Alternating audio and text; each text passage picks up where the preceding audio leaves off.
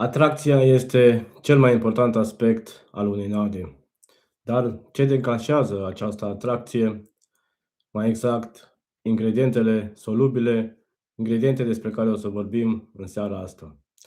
Salutare, prieteni, și bine ați venit la o nouă serie de live, un live dedicat creării mixurilor, în care am început prin conceptul unui mix, după care am detaliat sau am ajuns la ingredientele de legătură, iar acum suntem la ingredientele solubile.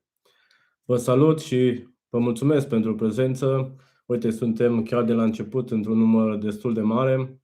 Pentru început, o rugăminte la voi să-mi spuneți dacă mă auziți și mă vedeți bine. Vă salut și eu pe toți. Gicu Pop, Adrian, Grigore, Ciobătaru Ionuț. Salutare, salutare, salutare! Aș vrea să vină o confirmare, Maria Borț, pentru a fi sigur că ne auzim și ne înțelegem foarte bine, înainte să mergem mai departe și să nu vorbesc de unul singur. Ahoi, da, se aude bine, totul ok, se aude perfect, uite, super, confirmarea și vine. Da, vorbeam despre ingredientele solubile, un capitol, spun eu, foarte important în economia unui mix, în conceptul unui mix, și asta pentru că aceste ingrediente solubile dictează oarecum mecanica, în primul rând mecanica unui mix, mecanica unei nade, în al doilea rând dictează comportamentul mixului în apă și dictează, dacă vreți, chiar și cumulul sau puterea de atracție a unui mix. Pentru asta am structurat puțin aceste ingrediente, mai exact produse din lapte, zaharuri și carbohidrați solubili, produse din drojdie și fermentație, produse din sânge și, nu în ultimul rând, extracte proteice solubile. Despre toate acestea urmează să discutăm pe ansamblu. Dacă aveți întrebări sau ceva în legătură, aștept din partea voastră. O să vorbim pe ansamblu despre toate aceste tipuri de ingrediente în timpul alocat live-ului. Vă salut din nou pe cei intrați mai târziu, care ați trimis bună seara, salutare. Așa că haideți să dăm drumul la treabă și să nu mai lungim foarte mult vorba. Mai exact, să începem cu un prim capitol, un capitol despre care a spune că oferă o atracție destul de mare datorită faptului că sau regăsim o cantitate de aminoacizi și peptide solubile, mai exact ingredientele din lapte, care sunt, cum să vă spun, un cumul cât mai complex. Sunt produse de origine animală, dacă vreți să le numim așa. Vorbeam și în live-urile trecute despre simplul lapte praf. Un lapte praf care are o solubilitate destul de mare și în același rând ne ajută și în legarea mixului. Dezavantajul, dacă vreți, al acestui ingredient este aportul proteic, care este unul destul de slab, sau puțin să zic nesemnificativ. Apoi vorbeam despre VPC, un produs, dacă vreți, premium, să zic așa. Și când spun premium, nu spun că ar fi cel mai bun produs existent. Mai degrabă un produs care raportul lui calitate-preț este foarte bun. Și asta pentru că regăsim și o cantitate de proteină în el, îl regăsim și cu o solubilitate foarte bună, care înseamnă atracție către pești. Da, o să răspund scurt în primul comentariu. Doja de bere este benefică în nadă. O să vorbim despre ea puțin mai încolo. Pentru că, după cum spuneam, am structurat aceste ingrediente pe anumite categorii. Bun. Despre VPC are și sau oferă NADE o mecanică foarte bună mixului. El ne ajută și în a lega întreaga compoziție. Am vorbit despre el chiar și la proprietățile ingredientelor, proprietăți care sunt multiple, adică oferă și atracție, oferă și legătură, structură și așa mai departe în live-ul trecut. Un alt ingredient ar fi lactoza, mai exact zahărul din lapte, care oferă o notă foarte dulce și cremoasă întreaga compoziție, întregului mix. Aici mai putem include și lactalbumina, care, deși este un ingredient bun, valoros, ea oferă și o valoare proteică foarte bună. Este un produs superior VPC-ului, dacă vreți. Dezavantajul este că este inferioară la partea de solubilitate VPC-ului și este cu mult mai scumpă. Cred că este la preț dublu față de VPC. Prețuri care, bineînțeles, pot să difere dintr-un loc în altul, de la un magazin în altul și așa mai departe. Da, în mare parte, cam astea ar fi ingredientele, în mare vorbind, ingredientele pe bază de lapte pe care le putem folosi ca ingrediente de atracție, ingrediente solubile, ingrediente care să oferă, pe de o parte, atât legătură mixului, cât și atracție peștilor. Bun. Dacă aveți și alte întrebări legate despre aceste tipuri de ingrediente, vă pot răspunde. Dacă nu, o să trecem la următoarele tip de ingrediente, mai exact, zahărul și carbohidrați solubili. Da, proporția pe care să o folosim pe aceste tipuri de ingrediente din lapte, putem porni de la un 30-50 de grame la lactoză, de exemplu, putem merge până la 200 de grame sau chiar și mai mult cu celelalte tipuri. Asta, bineînțeles, totul în funcție și de restul ingredientelor solubile din construcția mixului. Bun. Mulțumesc tuturor pentru prezență, mulțumesc noilor membri. Cei care doriți să deveniți sau să vă înscrieți și în grupul de WhatsApp, am nevoie de numărul vostru de telefon, mi-l puteți trimite pe Messenger, unde mă găsiți cu același nume, No Name Carp Hunter.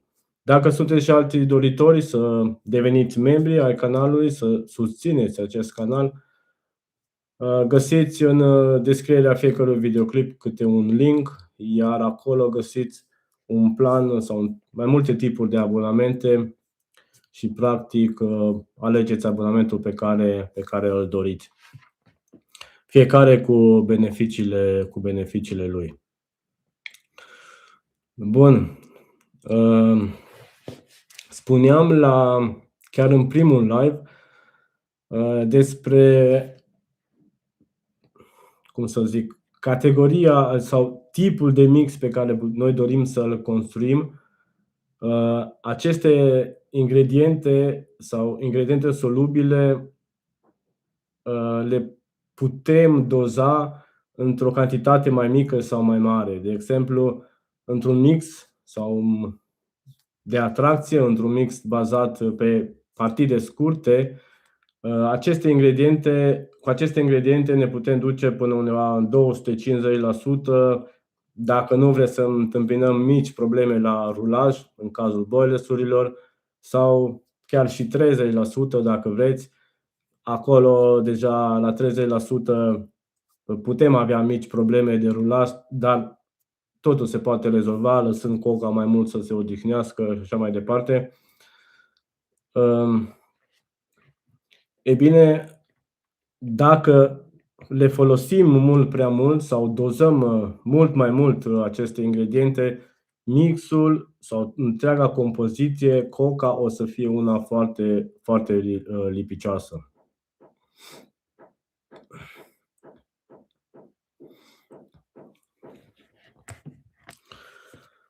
Uite, o primă întrebare din partea lui Amor Fish. E vreo diferență între VPC-ul dedicat pescuitului și cel pentru atleți? Nu este nicio diferență. Ca să dau un simplu exemplu, eu în momentul de față folosesc un VPC care este din luat, cred că am formulat greșit. Practic, VPC-ul este la fel același VPC. El este obținut din zer care este rămas în urma obținerii brânzei și este practic același VPC.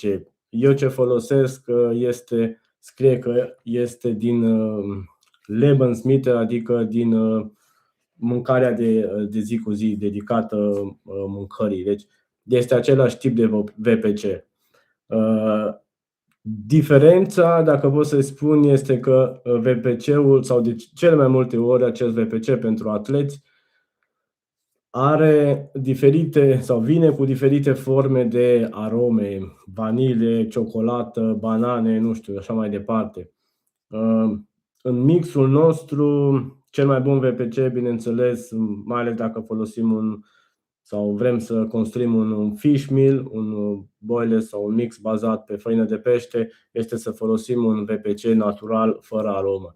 În schimb, dacă vrem să facem un boiler de banană, nu văd nimic greșit, chiar e probabil să fie indicat să putem folosi un VPC cu gust de banană. Deci asta este singura diferență, în rest este același VPC. Mai există o diferență pe piață la VPC, tocmai ce mi-am adus aminte, și mai exact este gradul de proteină. Există VPC 60, care are un grad de proteină de 60% și un altul cu 80, VPC 80 cu 80% proteină. Salutare, Claudiu!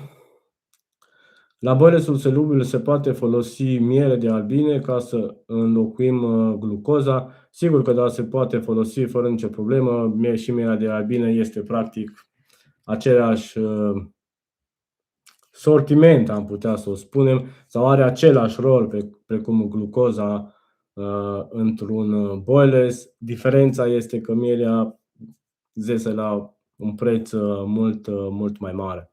Chiar acum, zilele trecute, calculam prețul pe care mi iasă la glucoză și este în funcție de zahărul pe care îl fac, care e undeva la 1 euro. Cred că pe litru, cred că la mierea este cel puțin mult mai scumpă decât glucoza, dar bineînțeles este un produs natural.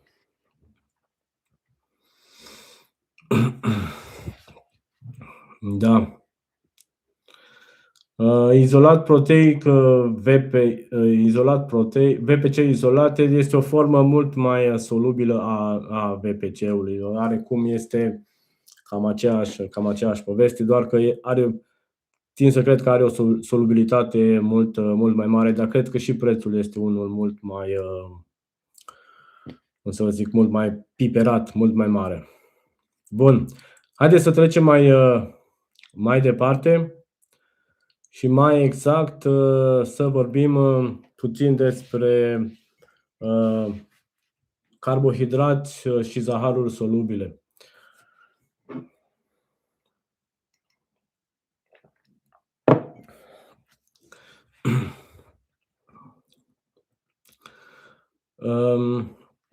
Vorbeam despre, chiar în urmă cu 2-3 minute, despre glucoză, care este un carbohidrat cu o dizolvare foarte lentă, una dintre cele mai rapide surse de difuzie dintr-un mix. Oferă, după cum sau se știe, se cunoaște, oferă acel gust dulce. Un gust dulce care este acceptat, dacă vreți, de orice viețuitor. Am mai spus-o și cu alte ocazii, cu alte live-uri. Un gust dulce care este acceptat de orice viețuitor, adică oricine acceptă acest gust, indiferent de că vorbim de pești, animale, oameni și așa mai departe. După care avem fructoza. Fructoza, oarecum, ea este, sau diferența între fructoză și glucoză este că este mai dulce, are un profil mai complex, se dizolvă puțin mai lent decât glucoza în mix, dar aduce în același timp și o complexitate a semnalului dulce pe care îl transmite în apă. Aș mai vrea aici să includ un alt tip de carbohidrat, mai exact maltodextrina, care este obținut din amidon, gustul puțin neutru spre dulce, o solubilitate destul de bună, are o difuzie puțin mai lentă în apă față de restul zaharurilor simple, pe care le-am numit mai sus, fructoza și glucoza. Ajută și mixul, în oarecare măsură, chiar și glucoza ajută mixul să se lege mult mai bine, să se întărească. Practic, glucoza stă la baza, sau a stat, pentru că în momentul de față sunt mult mai multe modalități de a construi aceste bile solubile. Ceva despre maltodextrină: se eliberează ingredientele mult mai treptat. Ca și dozaje, undeva 30-50% ne duce pe fructoză. Putem urca chiar și până la 100 de grame pe kilogram dacă vorbim despre maltodextrină, doar că trebuie să fim foarte atenți de restul celorlalte ingrediente. Și asta pentru că acest tip de carbohidrat sau zaharuri au proprietăți foarte mari de a fi foarte, foarte lipicioase. Și astfel îngreunează mult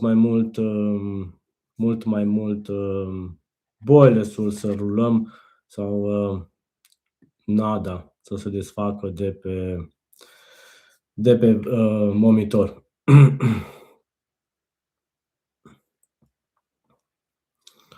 Bun. Da. Hai să mai revenim la 2-3 comentarii.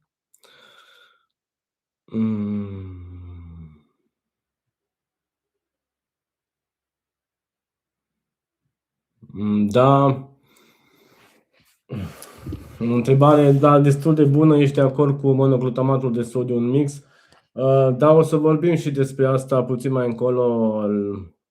Ce mai bine ar veni să vorbim în partea, când o să ajungem la partea lichidă, pentru că glutamatul oferă acel gust umami, dar o să vorbim puțin despre el când ajungem la drojdie, pentru că acolo asta cam este baza drojdiei, glutamatul.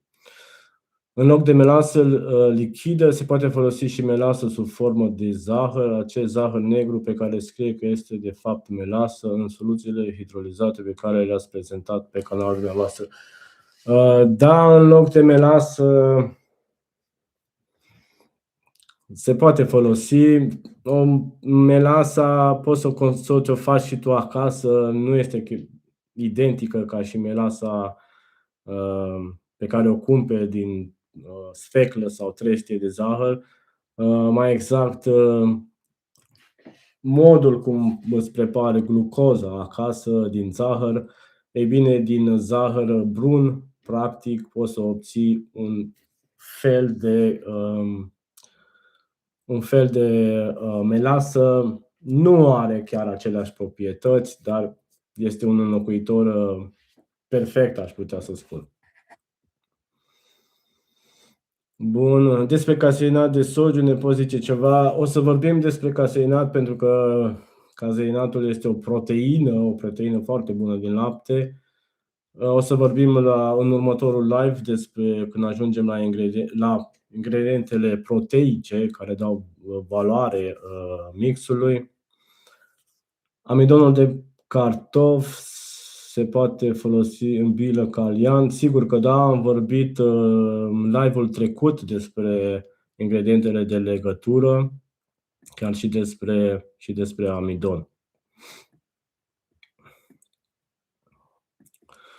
Bun. Zahărul este deja rafinat și deja toată betaina din melasă este pierdută. Da, asta ziceam că nu are aceeași proprietăți, nu are aceeași calități ca și melasa pe care o cumperi, dar ca și rol în lichidele sau în rețetele de lichide prezentate pe canal se poate înlocui, se poate face fără problemă. Până la urmă, am mai spus-o, rolul acestei melase în aceste lichide este de conservare, datorită cantității de zahăr pe care o conține.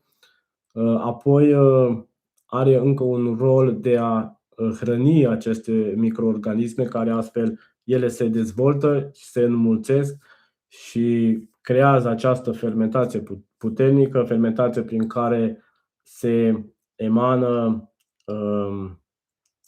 sau se produc aminoacizi, peptide și amine în urma fermentației, acizi organici și așa mai departe.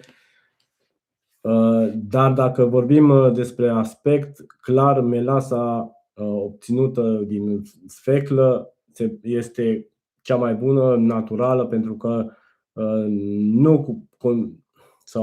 aportul ei nu vine doar prin conținutul de zahăr, după cum ai spus și Amorfish, melasa conține și o mică cantitate de betaină, conține vitamine, conține minerale și așa mai departe. Este oarecum mult mai benefică.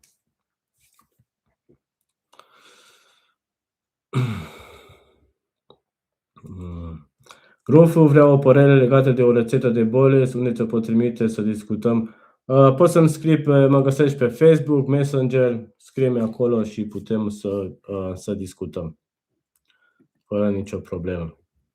Bun, hai să trecem la alt tip de ingrediente, mai exact produsele din drojdie. Aici, când vorbim despre drojdie, principala sursă de atracție care vine din drojdie este oferită de gust care este dat de un aminoacid de bază, un aminoacid foarte, foarte atractiv crapilor, peștilor și mai exact aminoacidul glutamic. Amorfish venea cu o întrebare dacă sunt de acord despre monoglutamat. Da, monoglutamatul este sarea de bucătărie, este acel ingredient care oferă un gust umami. Dacă veți, cu toții cred că am mâncat, nu știu, chipsuri, să vă dau un exemplu, iar după ce îl mănânci în gură, îți rămâne așa un instinct că mai vrei. Este, dacă veți, acest gust umami este al 6-lea simț, dacă aveți să-l numim așa. Este acela care îți oferă acea senzație de wow. Să vorbim mult mai explicat, mai nu știu cum să mă exprim mai bine. Bun, da, sunt de acord cu acea sare de bucătărie. Practic, până la urmă, și acea sare, monoglutamatul este obținut tot prin fermentație, din ce știu eu. Nu știu să fie un produs sintetic, după cum știți, sau probabil eu sunt fan sau încerc cât mai mult să elimin orice ingredient care știu că este produs sintetic. Din ce știu eu, acest monoglutamat nu este un produs sintetic, este un produs obținut prin fermentația zahărului, din ce nu știu exact. De unde se separă, nu știu, partea de aminoacid, partea de glutamat, practic, sau ceva de genul, din ce mă aduc aminte. În schimb, acest glutamat se obține, sau drojdia în sine este una bogată în glutamat, și acest aport este în funcție de tipul de drojdie pe care dorim să-l folosim. În primul rând este drojdia de bere, care este forma cea mai simplă. Să spunem de la început, pentru cei la început de drum sau pentru începători, când vorbim despre drojdie, nu vorbim despre acea drojdie din magazin pe care o folosesc sau care se folosește în producerea pâinii, și mai exact drojdie inactivată care nu mai are capacitatea de a fermenta. Bun, vorbeam despre drojdia de bere, care este cea mai simplă formă de drojdie, inactivată, bineînțeles. Este obținută printr-un singur strat de procesare. Are un aport de proteine destul de bun, mi se pare undeva la un 40-50% are aport de proteine drojdia. Este, dacă veți, un ingredient mai mult de nutriție și mai puțină de atracție. Adică solubilitatea ei este una mult mai mică față de celelalte tipuri de drojdie. Conține, bineînțeles, vitamine, glutamat, doar că datorită modului de procesare, această cantitate de glutamat este una mai mică, mai scăzută.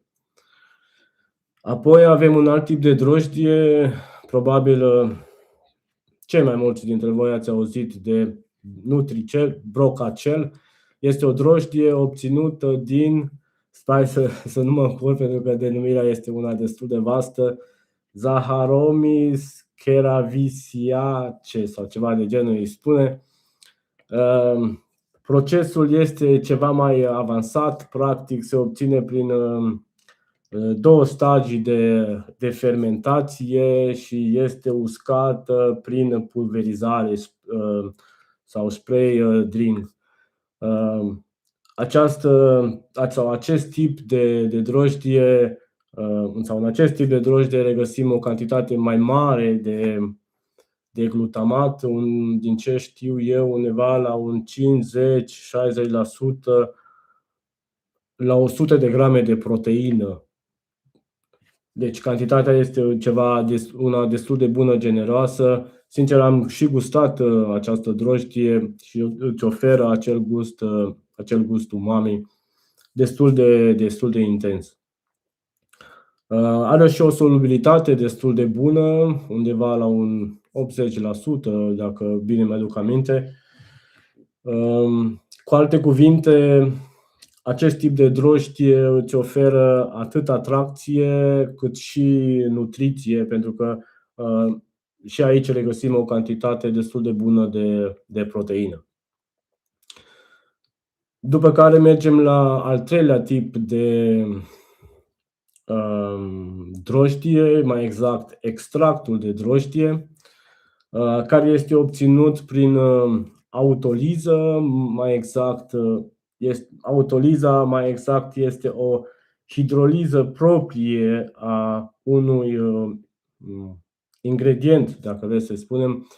Autoliză, practic, se produce, dacă vă aduceți sau dacă știți, cei mai mulți dintre voi, modul de preparare a lichidului din ficat, rețetă care este postată pe canal. Practic, acolo se produce o autoliză a peștelui. Ce înseamnă asta? Peștele se descompune singur. Ei bine, asta se întâmplă și în cazul extractului de drojdie.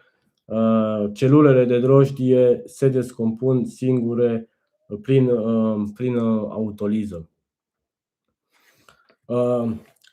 Iar rezultatul este unul cu un conținut foarte, foarte concentrat de aminoacizi,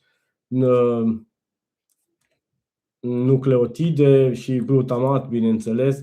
Glutamat care, datorită acestor nucleotide, oferă o senzație de 5, 7, 8 ori mult mai mare atunci când este mâncat, când este gustat. Adică acea senzație wow, datorită acestor nucleotide, glutamatul îți oferă o senzație mult mai mare. Acest extract de drojdie este aproape 100% solubil, ceea ce înseamnă că, practic, ceea ce ne oferă el este mai mult atracție. Dacă ar fi să le numim pe scurt,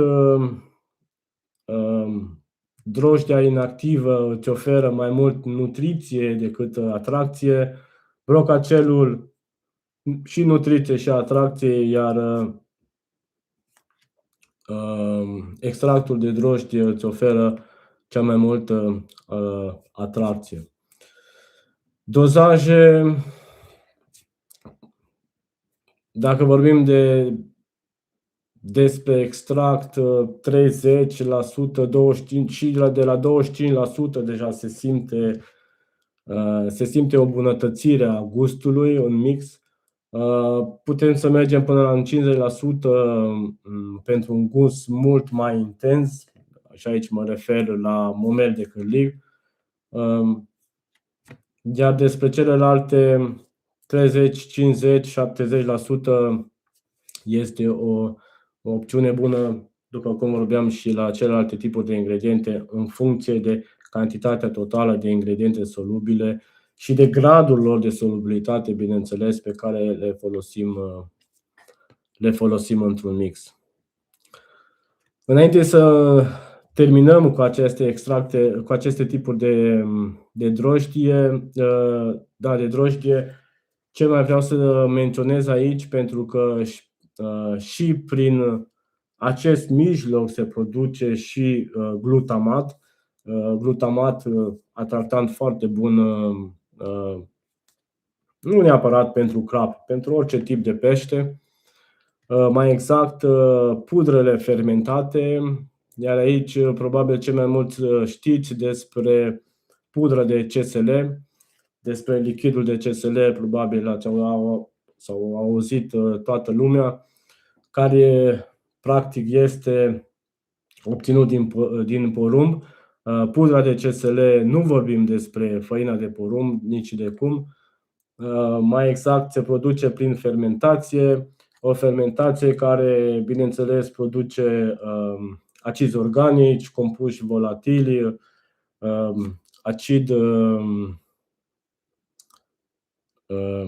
acidul N-butiric, dacă veți, când vorbim despre acizi organici, acid lactic, acid oțetic și așa mai departe. Toate acestea creează un stimul sau un compus mult mai complex în apă, pe care peștii îi detectează și sunt atrași foarte sau într-un mod foarte, foarte rapid. Da, deci pudra de CSL, bineînțeles, pe piață, dacă stăm și căutăm, putem găsi și alte derivate, nu doar din porumb, din diferite alte cereale și așa mai departe. Da.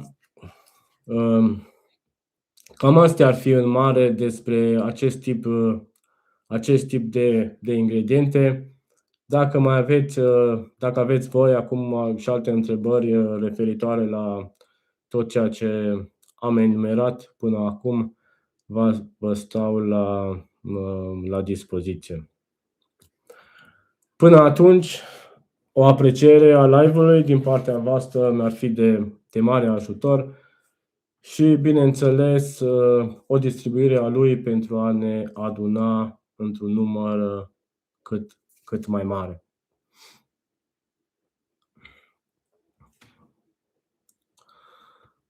Pudra de spirulină este benefică în mix.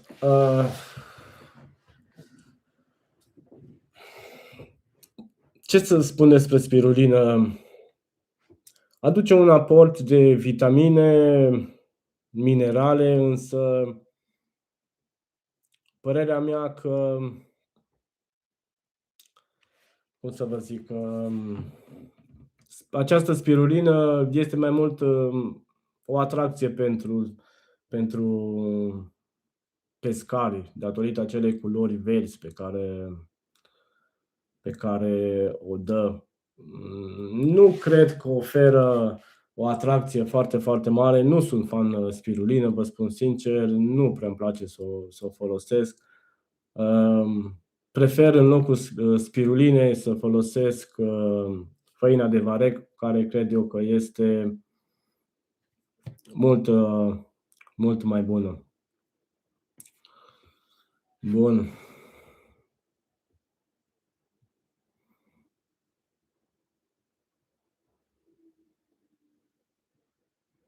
Clorura de sodiu este sarea de bucătărie. Da, eu când am spus sarea de bucătărie m-am referit la acest monosodiu glutamat, MSG. Așa mai este numită sarea de bucătărie pentru că oferă acel gust umami sau al 6-lea simț, sau nu mai știu cum este numit,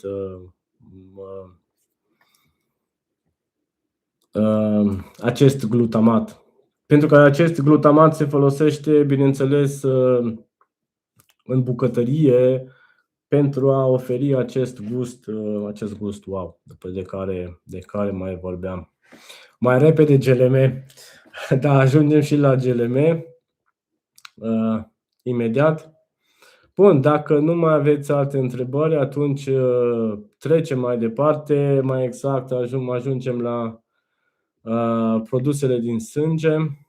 A venit tot un mic comentariu. E foarte, foarte interesant live-ul dumneavoastră, singurul loc găsit de mine unde pot să aflu asemenea informații. Vă mulțumesc. Super, mă bucur pentru asta. Încerc pe cât pot din cunoștințele mele să vin în ajutorul tuturor și mai mult a celor aflați la început de drum. Bineînțeles, cu toții și pescari avansați putem schimba idei, gânduri, împărtăși experiențe fără nicio problemă. Și aici vă spun că fiecare are un anumit concept despre mixuri, boilers-uri și așa mai departe. De exemplu, pentru mine, plăcerea cea mai mare sau ceea ce îmi place să aprofundez foarte mult sunt lichidele hidrolizate, lichide care în momentul de față cred că am ajuns la un nivel foarte înalt la ele. mai exact modul de preparare a lor, active, biologic, cum îmi place mie să le spun, este un nivel destul de înalt. Dar o să vorbim despre asta în partea lichidă, când o să vorbim despre partea lichidă cel mai probabil. Bun, hai să mergem mai departe. Produse din sânge.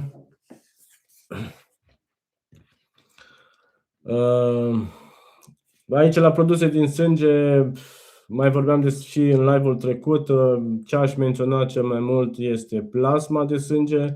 Plasma de sânge care are o solubilitate foarte mare, pleacă rapid dintr-un mix și în același timp leagă foarte, foarte bine mixul, oferă o atracție destul de mare și pe partea de boiles întărește boilesul sau îl face mult mai tare.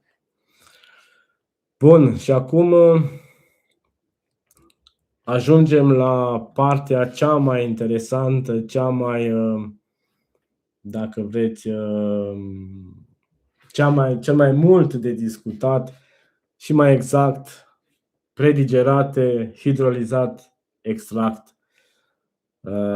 Aici găsim o sumedenie de ingrediente, fiecare cu nume, cu denumiri diferite, făinuri predigerate, făinuri hidrolizate, extracte și așa mai departe.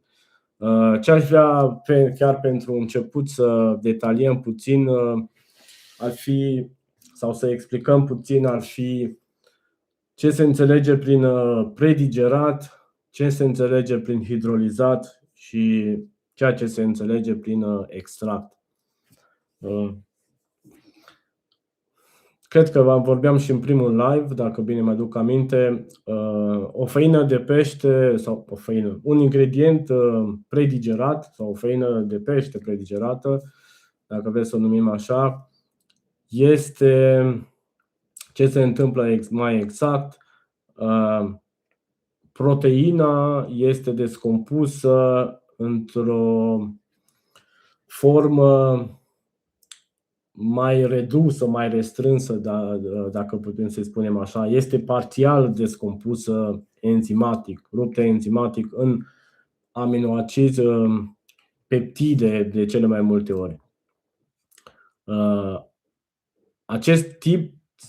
Aceste tipuri de ingrediente oferă, dacă vreți, atât atracție cât și nutriție. Nutriție mă refer la aportul de proteină și atracție la partea predigerată, adică la partea în care proteina este deja descompusă.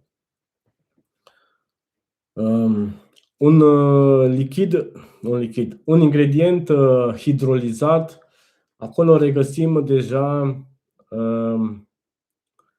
această proteină descompusă complet în aminoacizi și peptide, adică regăsim forma solubilă a proteinei.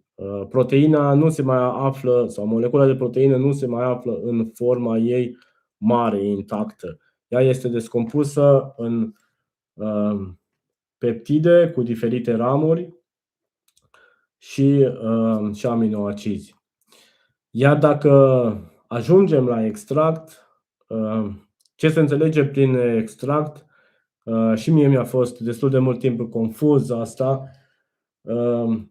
Extractul este acea formă din care, practic, cu ajutorul unui solvent, dacă vreți, și apa poate să fie un solvent, dintr-un ingredient se extrage partea solubilă, fără intervenția descompunerii proteinei. Ca să vă dau un exemplu sau să înțelegeți mai bine ceea ce vreau să zic, aparatul de cafea. Practic, prin presare, apa pătrunde în cafea sau la expresor și ceea ce reiese este practic o concentrație mult mai mare de cafea.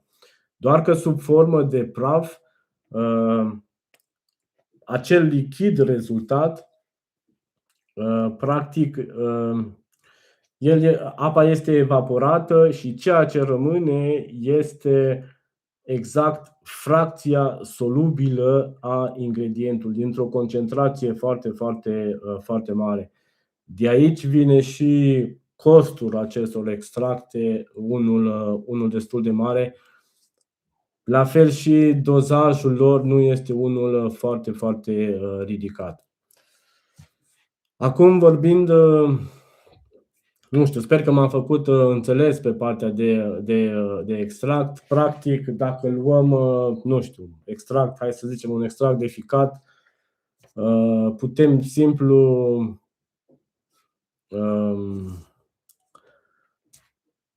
tăiem ficatul în bucăți mici sau îl măcinăm, nu știu cum să mă fac bine înțeles, adăugăm un solvent iar de acolo obținem un lichid. Ei bine, acel lichid trebuie separată fracția solidă de acel lichid, iar acel lichid rezultat este, dacă vreți, o formă mult mai concentrată de fracție solubilă din acel ficat. Acel lichid, în urmă, trebuie uscat prin pulverizare, iar ceea ce rezultă este praful, extractul de ficat. Dacă vreți, când vorbim de extract, vorbim despre forma cea mai concentrată a unui ingredient. Dacă vorbim despre făinuri predigerate, cea mai cunoscută, făina de pește, probabil și cea mai folosită, făina de pește predigerată, un ingredient, eu spun că de nelipsit, adică de nelipsit. Un ingredient cu un raport calitate-preț foarte, foarte bun, oferă atât atracție cât și nutriție, este foarte ușor sau nutrienții sunt foarte ușor asimilați de către pești.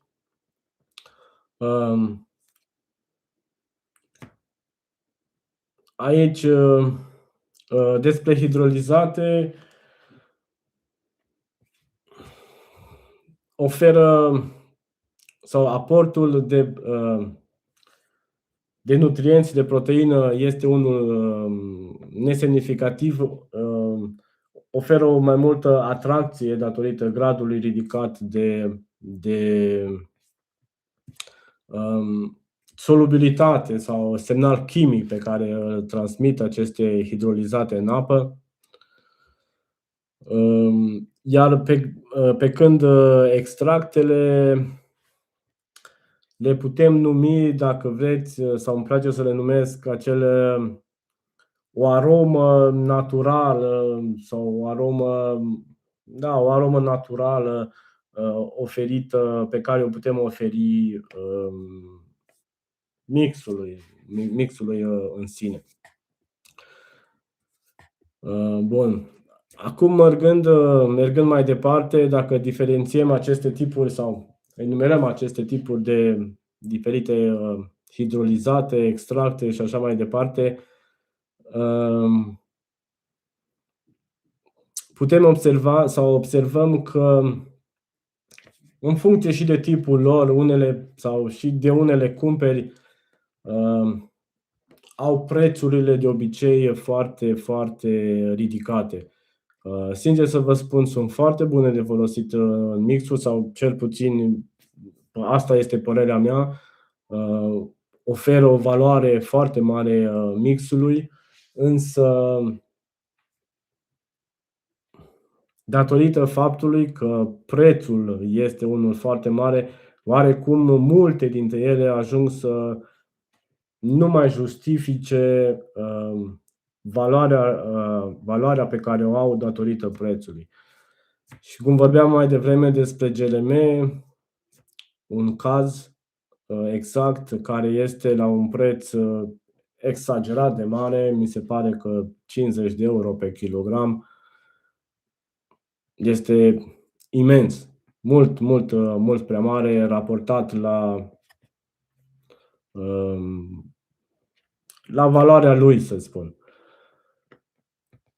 Mai mult de atât, cantitățile pe care le putem folosi la aceste hidrolizate sau extracte sunt, adică un aport de, nu știu, 10 grame, dacă vorbim despre GLM, părerea mea simplă că sunt doar bani aruncați în apă, fără nicio valoare adusă acelui mix. Ar trebui urcat undeva la nu știu, un minim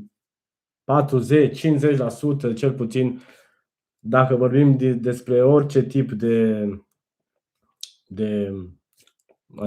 aceste ingrediente, un minim de 50% ca să ai o valoare într-adevăr reală sau ca acel ingredient să-și facă simțită prezența într-o valoare, o valoare foarte, foarte reală, pe care să o poți vedea, să o poți diferenția.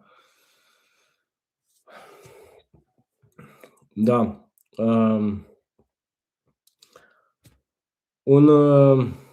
Deși nu putem să-l numim hidrolizat, nici extract, este o pudră foarte cunoscută, mai ales apreciată și de mine, îmi place foarte mult să o folosesc, mai exact belaceanul. Ce diferențiază acest belacean față, de exemplu, despre un hidrolizat sau despre un extract? De exemplu, un hidrolizat îți aduce un aport de aminoacizi și peptide, extract o fracție solubilă a acelui tip de ingredient. Ce are în plus acest belacean? E bine, el este obținut printr-o fermentație naturală, dacă putem să-i spunem, a creveților cu sare. O fermentație care, spuneam și mai devreme, în cazul pudrei de cețele, că produce, pe de o parte, prin fermentație se produce glutamat, apoi se produce, sau proteina prin fermentație se hidrolizează natural în aminoacizi și peptide scurte. Practic, fermentația este o hidroliză naturală, însă cu un proces mult mai lent. Însă problema este că fermentația nu produce, sau gradul de descompunere a proteinei nu poți să-l faci atât de mare precum în rândul hidrolizei, enzimatice, de exemplu. Apoi, prin această fermentație se produc, după cum mai spuneam și mai devreme, acizi organici, se produc amine și diferiți compuși volatili care, cum să zic, pe ansamblu oferă un complex mult mai bogat, mult mai valoros de atracție oferită a unei nade. Bineînțeles că așa ceva se poate produce și din alte tipuri de ingrediente, nu doar din creveți, însă acest belacean este folosit, după cum știți aproape cu toții, în bucătărie. Este luat din bucătărie, pentru că în domeniul pescuitului sau pentru pescuit pot să zic că nimeni nu produce nimic. Fiecare ingredient este luat din, dacă vreți, dintr-o altă sursă, să spunem mai departe. Dacă putem să o numim așa.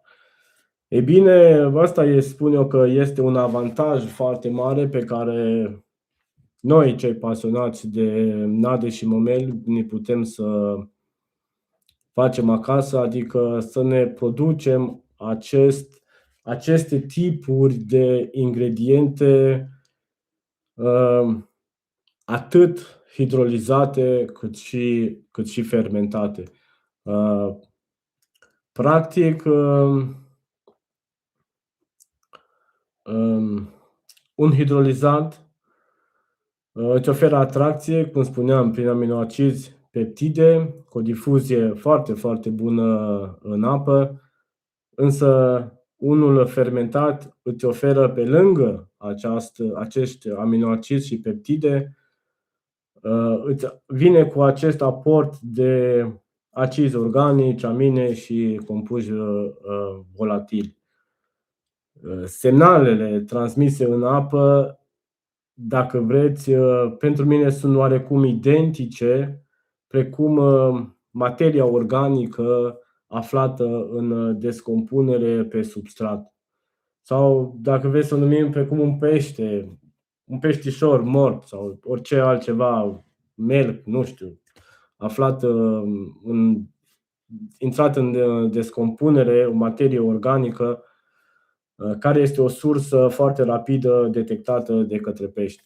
Practic, hidrolizat, fermentat este acest, sau oarecum este identică cu această sursă de materie organică care se regăsește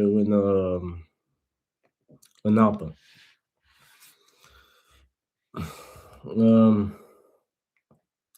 Un produs obținut prin hidroliză, apoi supus unei fermentații controlate. Dacă vreți, pentru mine este cea mai mare sursă de atracție naturală pe care poate avea o nadă.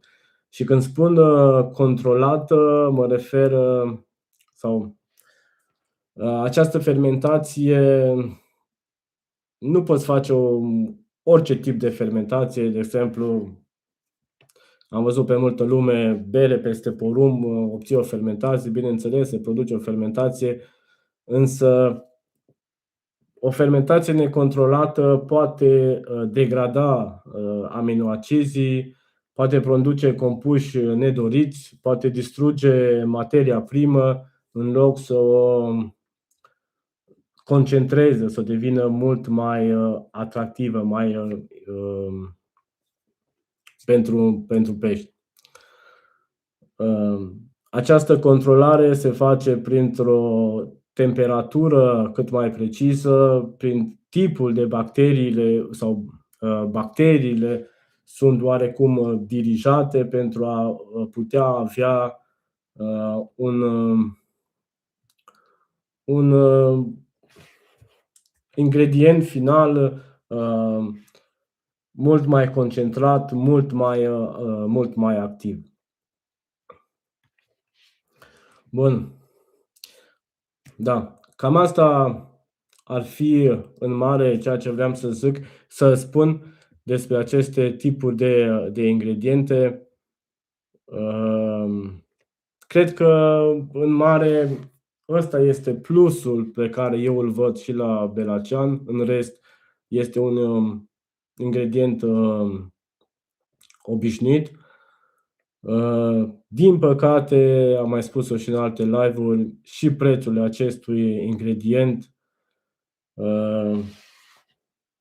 este unul sau a devenit unul din ce în ce mult mai scump, mult mai pipărat și încet începe să nu își mai justifice valoarea lui raportat bineînțeles la preț.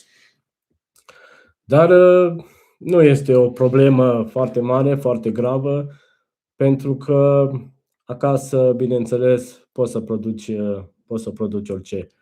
Prin puțin interes, puțin mai aprofundat, să zic, poți să-ți faci atât prafuri sau ingrediente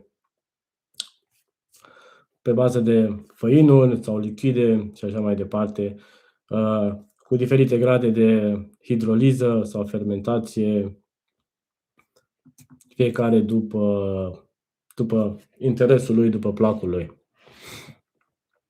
Bun. Da. Acum, dacă mai aveți voi și alte întrebări, Claudiu, salutare Claudiu, glutamatul este sarea acidului glutamic, da, exact asta spuneam. Aminoacidul glutamic. Acum este internetul și găsești destulă informație. Acum 30 de ani abia găsea câte un articol prin reviste. Da, așa este. În momentul de față, pescarul de rând cred că nu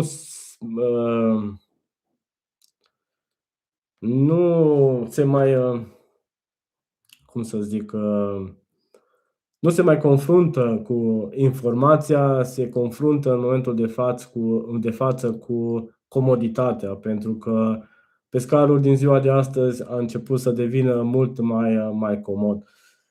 Comoditatea implică, cum să zic, și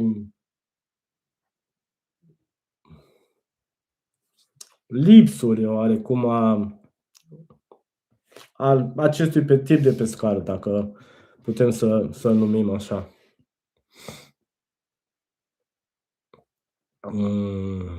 Da. Da, dacă punem zer de la fabricarea laptelui în partea lichidă, poți să pui, zerul are un pH destul de scăzut, cu siguranță o să ofere o atracție. Eu nu am folosit zer încă. Ser lacto, da, am folosit. Este puțin diferit zerul față de acel ser lacto. Am oferit în live-urile dedicate membrilor mai multe informații despre acel ser și sunt destul de multe informații. Este, sincer să vă spun, un ser foarte, foarte valoros. Poți să faci foarte, foarte multe cu el. Dar să trecem mai departe. Trebuie să menționăm un atractant foarte drag ție, belaceanul. Da, am vorbit despre el și spuneam, nu spun că belaceanul este un ingredient de top sau ceva, wow, folosești belacean și cu siguranță o să prinzi pește oriunde și oricând. Nu, chiar și în rețeta mea de boiles eu îl văd precum cireașa de pe tort, adică nu este ingredientul de nelipsit din belacean. Doar aspectul care îmi place mie la belacean este, după cum spuneam și mai devreme, faptul că el conține atât ingrediente solubile oferite de către aminoacizi, peptide, cât și această parte fermentativă care oferă amine, glutamat, acizi organici și așa mai departe, despre care spuneam. Manu, vezi că tu zici 50 în loc de 5%. Îmi cer scuze, probabil am fost mult prea concentrat. Deci, da, 5%.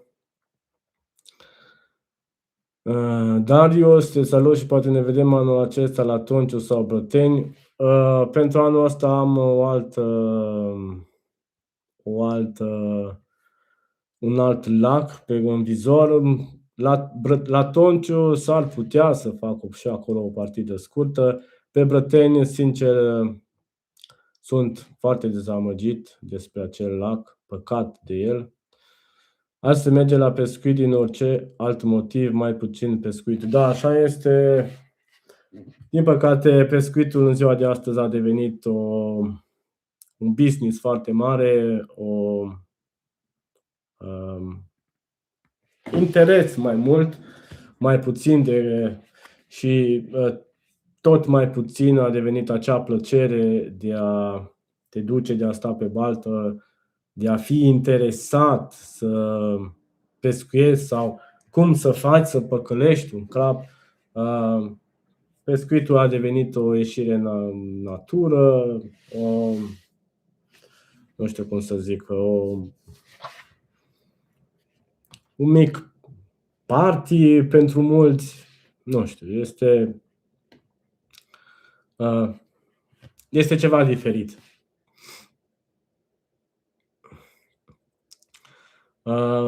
Da. Pasta de belacean din supermarket, o alternativă a pudrei de belacean, sincer o prefer, nu doar pentru preț scăzut. Da, bineînțeles, Claudiu, și eu am folosit și pasta din supermarket. Cred că am și un videoclip în care o folosesc în bilele de cârlig. Doar că diferența este că pasta raportată la pudră are o concentrație mai mică de materie primă, să zic, de ingredient principal, și asta pentru că conține o cantitate mai mare de apă. Dar nu, din acea pastă, dacă chiar vrei, poți să obții pudră, trebuie doar să elimini apa și ai obținut pudra. Da, în mare, cam asta este despre ingredientele solubile. Ceea ce vreau să vă mai menționez este faptul că, deși am mai spus-o, vreau să o mai repet.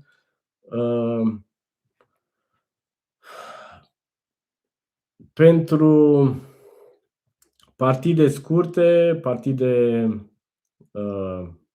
24 de ore, aceste ingrediente solubile sau acestor ingrediente solubile merită să le alocăm o cantitate mai mare. Aici putem merge 200, 250, spuneam chiar și 300, doar că cu mici alte interveniențe pe partea de legare, pentru că ele sunt acelea care transmit în apă semnale peștilor.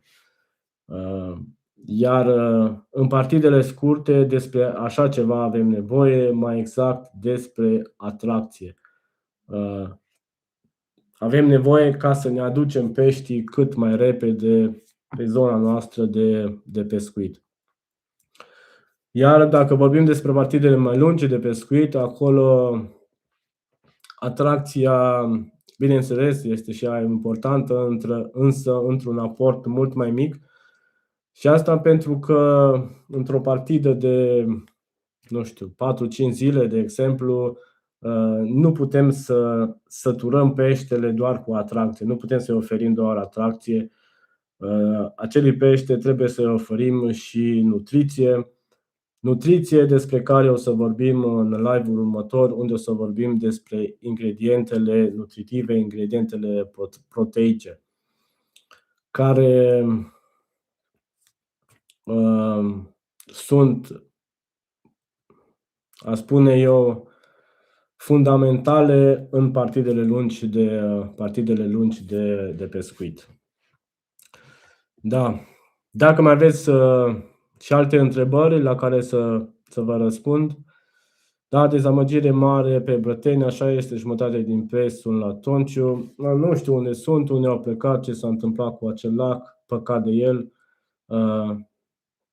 Se pierde de la o zi la alta. Într-o rețetă pe bază de squid merge întotdeauna pasta de belacean, bineînțeles. Squid și belacean, o combinație foarte, foarte bună, o recomand și eu. Așa este, lumea se bucură mai mult de cumpărarea scururilor ca de drill-uri propriu-zis. Da, așa este, ce oferă foarte, foarte mare dreptate Amorfish.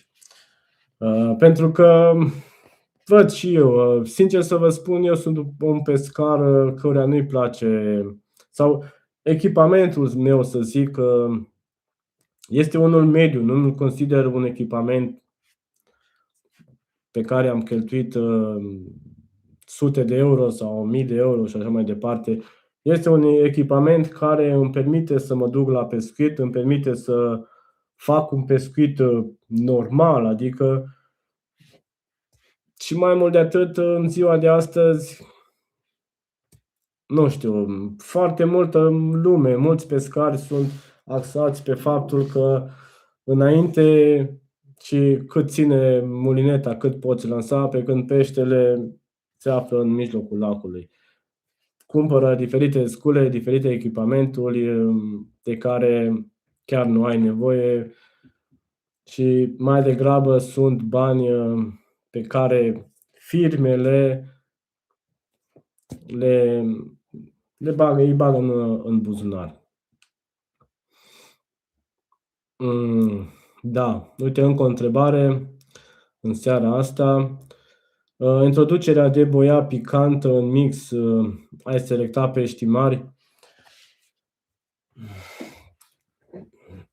Nu poți să spui că picantul sau piperina, capsaicina în detrimentul paprika îți selectează peștii. Pentru selecția peștilor, cum să spun, trebuie să o iei de la început să faci selecție, nu neapărat, sau selecția peștilor nu se face prin acest picant în nadă, dacă vreți.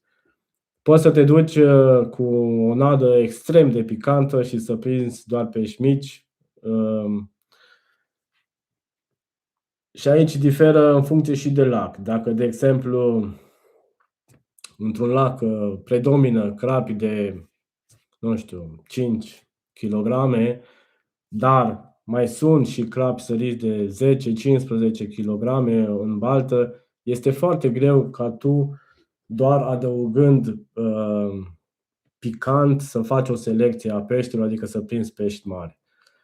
Acea selecție trebuie să o faci în primul rând prin diametrul boilesurilor, să începi să pescuiești cu boilesuri mari, să elimini solubilitate cât poți de mult din acele boilesuri, să elimini atracție, pentru că cu cât ai mai multă atracție, cu atât primii care vin la masă sunt pești mici, pe când peștii mai mari, după cum știm cu toții, îi păcălim mult, mult mai greu. Deci nu poți să spui că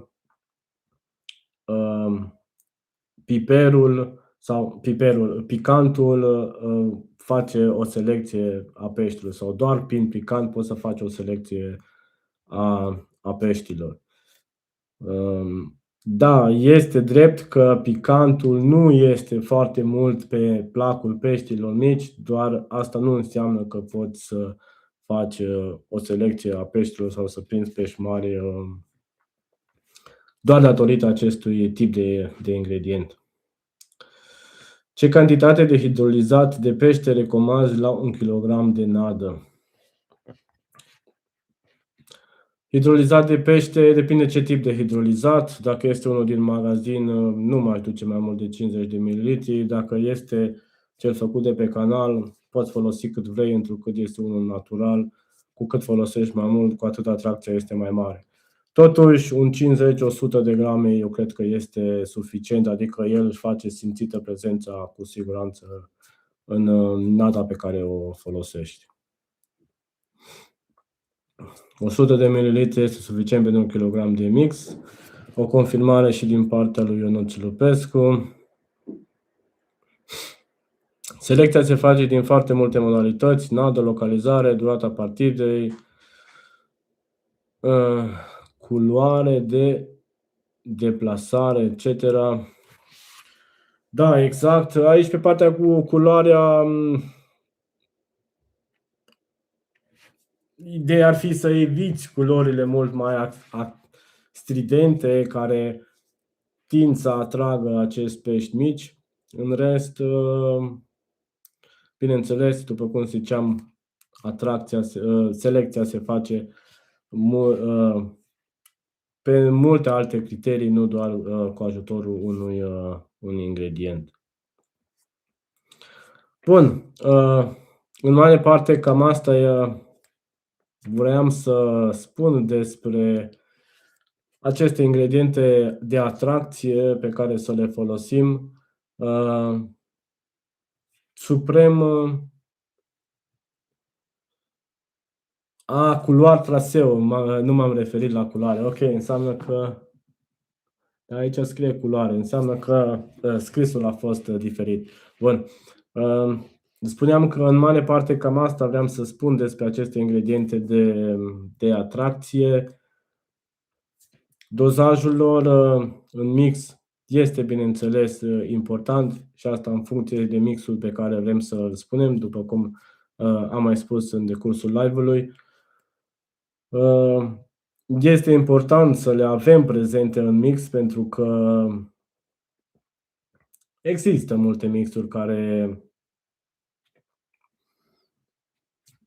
duc dorul de așa ceva, ca să spun mai exact. Săptămâna viitoare îmi propun să vorbim despre ingredientele de nutriție, adică ingredientele proteice. Acolo o să vorbim puțin și despre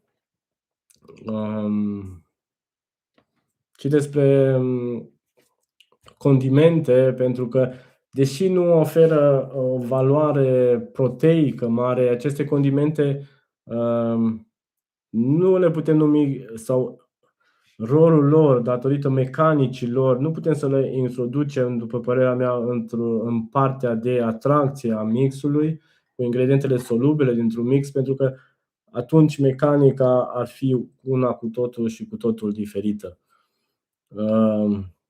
Condimente care au și ele un rol foarte bun în aportul, în ansamblu unui mix. Bun, până atunci